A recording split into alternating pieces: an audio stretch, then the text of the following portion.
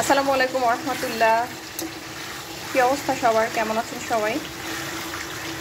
আজকে রোববার, দিল্লিতে সাপ্তাহিক ছুটির দিন।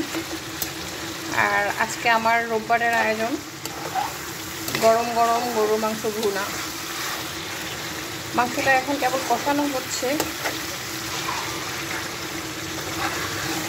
দেন কষিয়ে পানি অ্যাড করে দিয়ে তারপরে খুব ভালোভাবে রান্না করে নেব। আর আমি গরুর মাংসটা একটু প্রথমে রান্না করার সময় আসলে কষানোটা খুব সুন্দরভাবে অনেকটা টাইম নিয়ে কষাই, যাতে মশলার কাঁচা গন্ধটা না থাকে।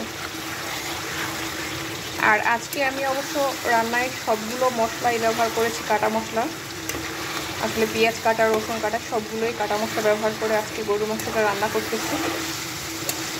দেখা যাক কেমন হয়। আর এখন কষানোর পর্ব চলতেছে, দেন আমি পানি অ্যাড করে দিয়ে তারপর মাংসটাকে রান্না করে নেব।